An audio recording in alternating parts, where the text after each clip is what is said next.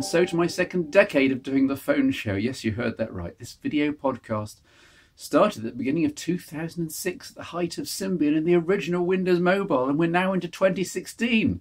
Where does the time go? I did ask at the start of year 10 whether people still wanted me to carry on. After all, I'm not young or pretty or cool or female, and I never start my videos with "What's up?" seemingly obligatory for everyone else. And I got an overwhelmingly positive response.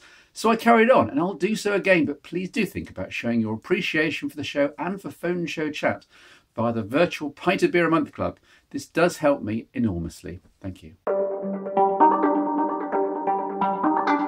No, iPhone fans, don't jump up and down with rage, please. I've been trying to use an iPhone for the last week, you see, and I've got on absolutely fine. There's a reason why I and many others recommend an iPhone to regular men and women in the street. Everything just worked, from applications to media to social to multitasking to camera. I was left genuinely impressed, as I have been every time I've trialled an iPhone. So why on earth don't I use one full time? Good question. Surely my life will be simpler and easier. Using an iPhone means following the herd. No, not the sales herd. iPhones only make up about 18% of the market worldwide, but the tech herd, with the iPhone routinely seen as the most premium smartphone on the market, with all reviewers gushing over it everywhere you look, and with Apple soaking up 90% or so of all the profits in the phone world. In contrast, I'm more of a road less travelled guy. I want to be using and recommending something different, something unusual, something that makes others go, really? Wow, what's that? Besides, if the phone show turns into the iPhone show, then I'd only need about 3 programs and podcasts a year in order to cover everything you need to know. Number 2, using an iPhone means committing to one particular price range for purchase or replacement. In the UK, that's typically £550 to £800 a shot, depending on model.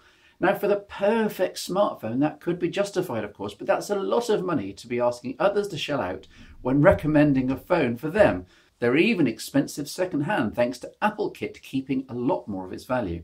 In contrast, there are several really decent options in the Android world at around £100 or so, up to 8 times cheaper. Plus, there are now some stunning phones in the £200 to £300 region, 2 or 3 times cheaper, at least. For most buyers, price is an important factor, you know. Number 3, Apple insists on locking down iOS in terms of file system access, meaning there's no way to dump in a folder of media, for example.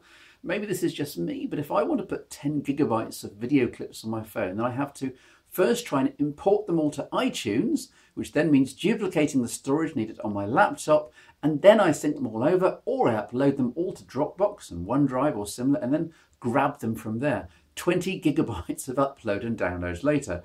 Or I mess around with IP-based file transfer server client utilities. In contrast with Android, I just plug my phone directly into a PC or Mac, and I copy across the folders and files I need with standard MTP access. Trivial and efficient. Ditto if my files are already on a micro SD card. If the phone supports it, just put the card in the phone, if applicable. Not having this sort of flexibility on iOS always really annoys me.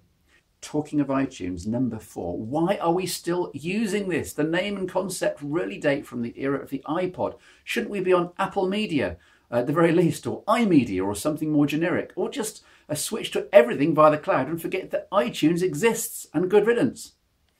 Number 5, and I'm possibly on my own here, but I think the iPhone design has been moving backwards since the days of the iPhone 4 with its robust steel chassis. Yes, screen sizes have risen dramatically and for the better, but the move to aluminium and the drive for thinness and low weight has resulted in the iPhone 6 range all being too slippery and too droppable. So you have to keep them in a case, which then makes them as thick as the iPhone 4 range in the first place. If you're an iPhone 6 range user, pick up your old 4 or 5 and you tell me it's not easier to hold securely. Number 6, we can debate whether the freeform Android home screens or the Windows Phone live tiles are superior in terms of presenting live information and customised access to applications. I think Windows edges it with the truly live tiles, but there's no question that the iPhone home screen is miles in third place. Sure, you can move icons around, create folders and choose a background, but, well, that's it. The weather icon doesn't change according to the forecast, the iTunes icon doesn't change to the currently playing album art, the store icon doesn't suggest new apps, and so on. There's almost no current information at all. Sure, there's a today's screen, which you can swipe down from the top of the screen, but half the time that's set to notifications. Then you have to tap again to get today, or vice versa if you actually wanted notifications. It all badly needs a design rethink.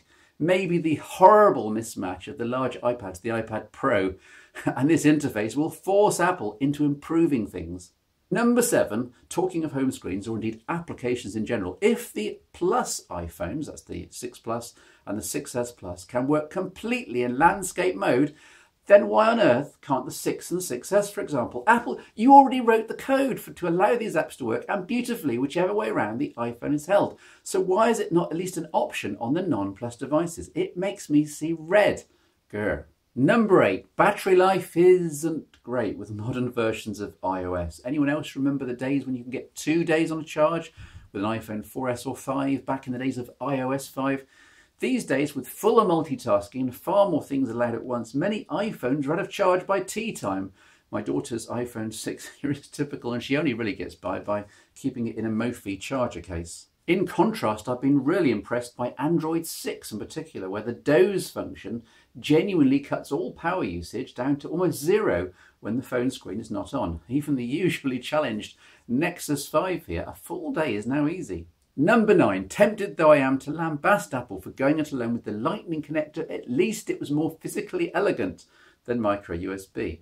But we still have third-party accessories all over our house, usually multi-device chargers, which have Lightning connectors or adapters, and yet which iPhones don't recognise because something's not quite right, and they're not made for iPhones, so you have to check them out and buy a similar accessory from Apple for 3 times the price. Surely this is fixable in software, just make iOS be a bit less fussy.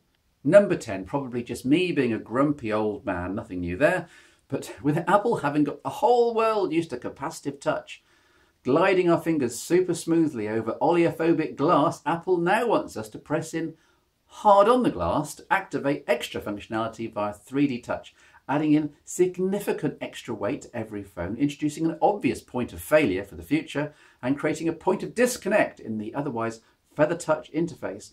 Oh, hang on, there's a big physical home button. Oh, never mind. For what it's worth, of our 5 iOS devices in this household that are still going, 3 have had home button failures in their life. Apple, this is 2016. We don't need any buttons on the face of a phone anymore. The 2 next are proof. Or arguably glass that you have to press in. I'd better stop before I get carried away or indeed taken away. But at least I've given a sense of what goes through my mind when using an iPhone. No smartphone's perfect, of course, not even remotely so, and the iPhone, probably the 6S Plus, is usually in most people's top 5 devices. But the 10 reasons given here should give you and Apple a few things to chew on. Why not leave a comment on all of this in the YouTube channel or on Twitter, by email, or on the Phone Show Chat community on Google+.